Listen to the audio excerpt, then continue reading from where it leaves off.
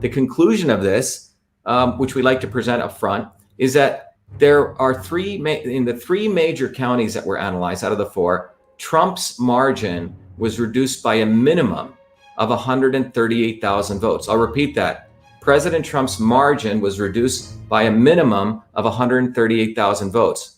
So what that means is Trump's vote total was decreased by 69,000, and Biden's vote total was increased by 69,000. In short, 69,000 votes were transferred from Trump to Biden in these counties, and they varied across those counties, but a total of 69 counties. The other piece is this quote unquote transfer was done by a computer algorithm that linearly transferred. What that means, it transferred votes in a proportional basis. For example, the more votes got transferred from Trump to Biden, interestingly enough, as you went to precincts that increased in Republicanism, which means there were more Republicans in that precinct. So basically, and we'll show you, so the vote transfer really occurs more in Republican-based precincts and less in non-Republican-based precincts. Okay? Now, the analysis that was performed here compared two very specific metrics. So these metrics were plotted on the x-axis and the y-axis. So listen very carefully. So the analysis here include two metrics, right? So one metric is plotted on the x-axis, the other metric gets plotted on the y-axis. So one of the metrics, so we're going to compare, by the way, the data for any county is going to be, so for any county, we're going to look at all the precincts. Some of these counties have 200, 300, precincts. And for each precinct on the x-axis, we're going to look at the Republican straight party votes, okay? For precinct, how many Republican straight party votes were there? And on the y-axis, we're going to look at the direct Trump individual candidate votes, which means how many people voted directly for Trump. Okay, so it's focused around Trump here. So plotting on the graph, again, to be clear, on the x-axis, we're going to have Republican straight party vote percentages, right?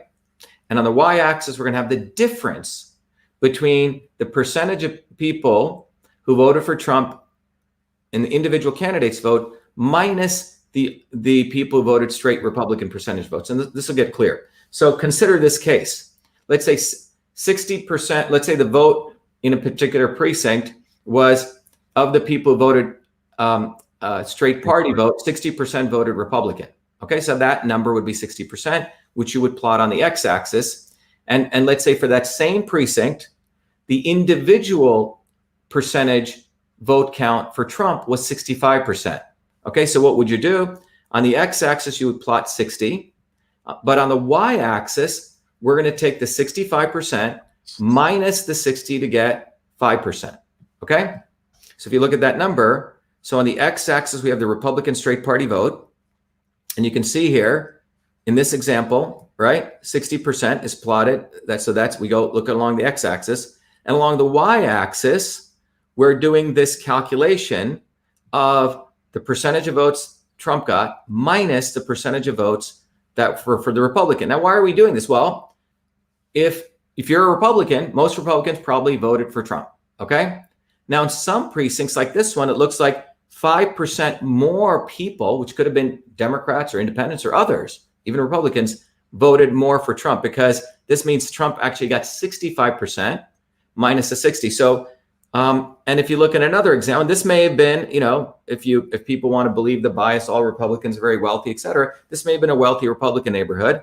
And that maybe this was a quote unquote working class neighborhood, which was, let's say, more Democrat. Again, this is a bias. It's not true actually, but let's assume this. So in this case, along the y-axis, we see the straight party vote in this precinct, which may have been a very different neighborhood, was 7% Republican. And even in here, in this case, we're saying Trump may have gotten 12% minus 75%. So just to be clear, every blue dot is a precinct. So in the normal case, if you look at this, if the center line, the red line, is Republicans, okay, straight line, because the reality is that anyone who voted Republican probably voted for Trump. So if you look at all these precincts, they should hover around 0, right? So for example, any one of these Republican straight party votes, if you looked up, and you looked at what the Trump vote was, it should be close to 0. So now let's take a case where maybe Trump and there's some evidence to this, was actually doing better than people are voting just for Republican candidates. Remember, maybe he was getting more votes from others, okay?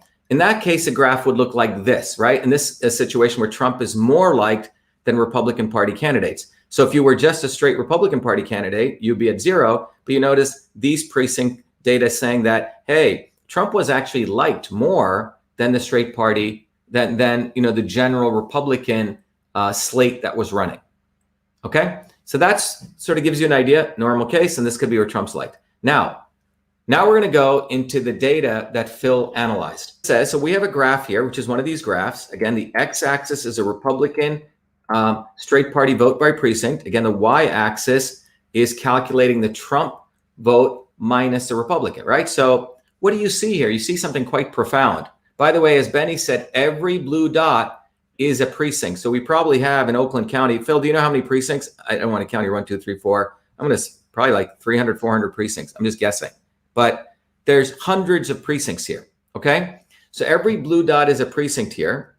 And what you're seeing is, as you move from left to right, which means the left is low percentage of Republicans. So these communities over here on your left are low percentage of Republicans. And as you move to the right, higher percentage of Republicans demographically. Now, what's fascinating on this graph is common sense would dictate that as you moved across, you shouldn't see it go down. What this is saying is, for example, if you look down here on the bottom right here, this is a community that 80% or 75% of the people voted straight party Republican, which means 25% voted Democrat.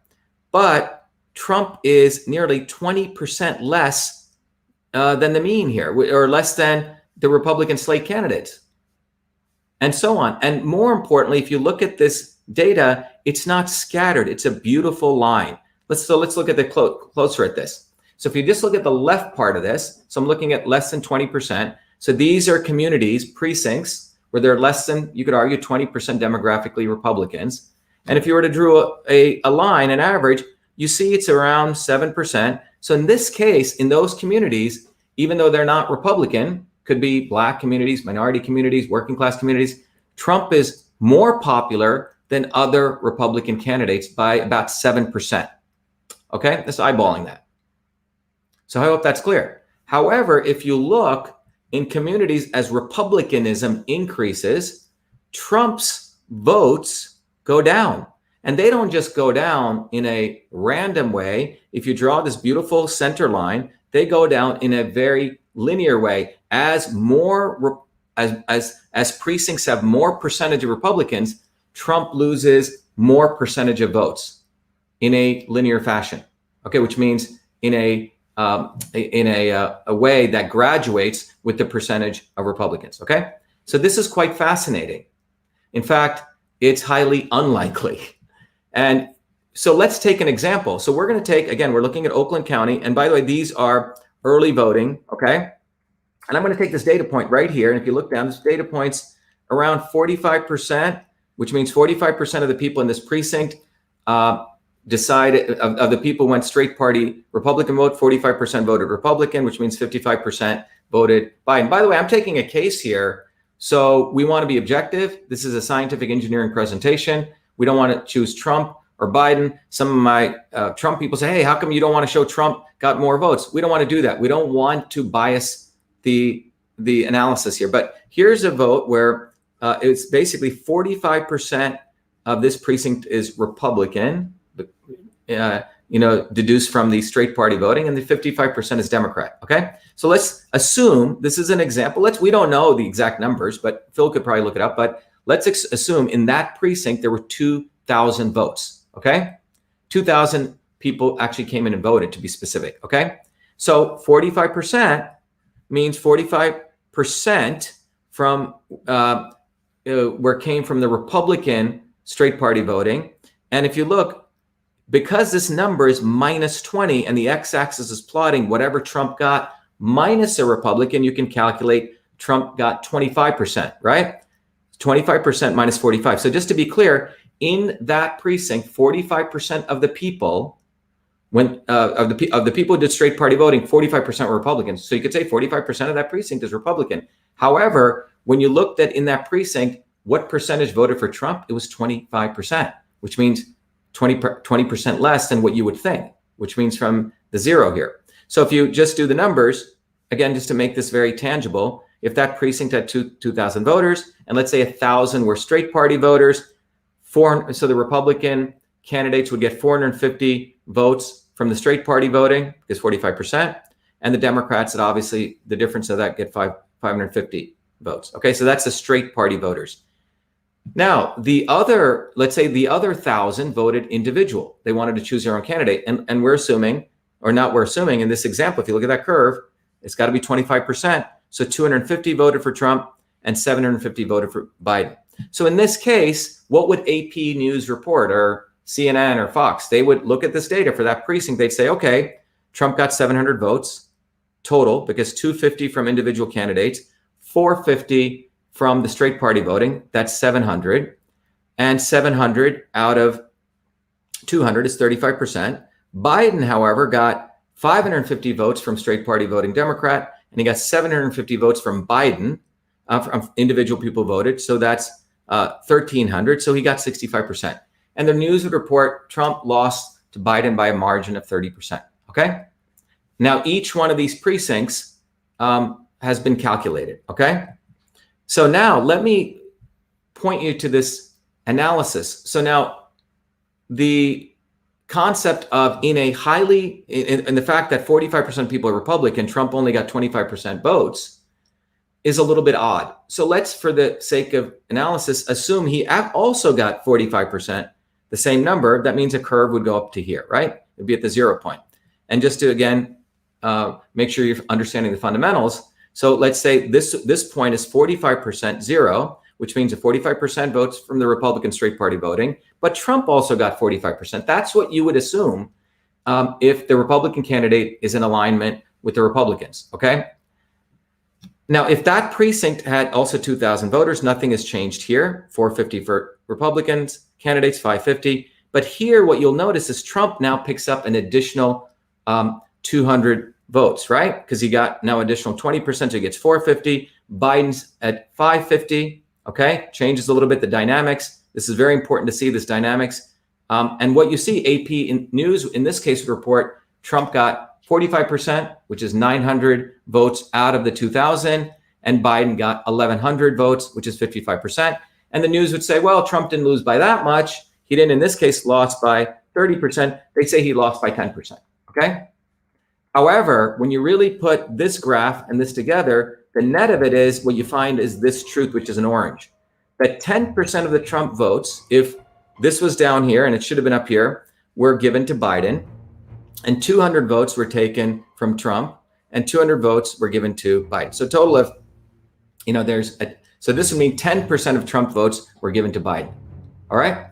So what Phil did, Phil Evans, he did this for every precinct, and he found out when you really bring Trump's votes, what we think the pattern should be around the straight party vote line, you find out about 20,000 votes were taken from Trump, and 20,000 votes were given to Biden for a 40,000 Biden lead in the Oakland early voting. Okay, just one county.